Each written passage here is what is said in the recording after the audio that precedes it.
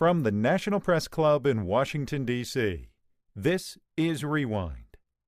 This week, Syrian-American activists briefed reporters about their meeting with Secretary Clinton. Clinton expressed that the United States, they need to see a genuine transition into democracy. The U.S.-based Syrian opposition members elaborated on the difficulty of the situation. People in Syria want U.S. to be in the lead in the international community and the UN Security Council.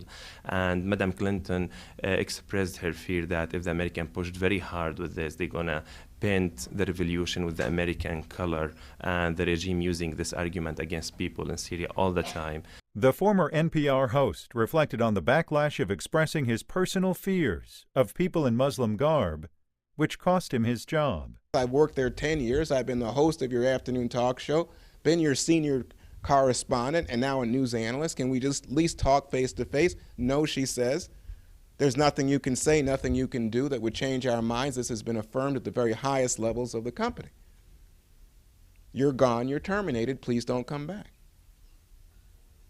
I was totally knocked out. During his book signing, Williams shared his disappointment in the reasoning his former colleagues used to abandon him. And then they said, and don't forget he's black.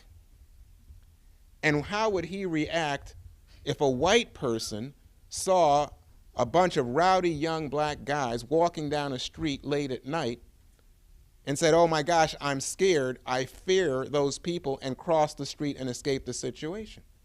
To which, here I go again, I got to tell you, my initial thought was, well, good, I'd cross the street too. I wouldn't want to be anywhere near them. A decade after 9/11, the Abu Dhabi Gallup Center released a report documenting that American Muslims are patriotic, despite some Americans' uncertainty. While non-Muslims come in three main flavors on this issue in Murfreesboro: support, opposition, and indifference, which is a pretty big group, I have to tell you.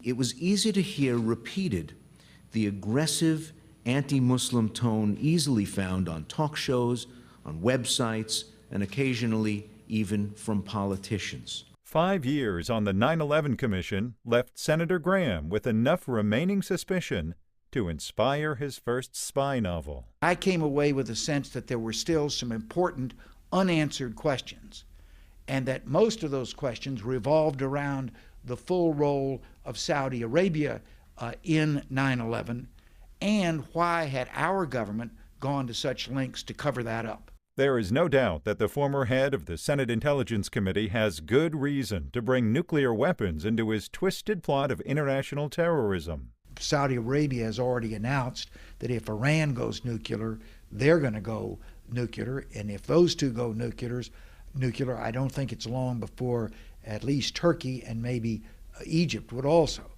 This has been Rewind.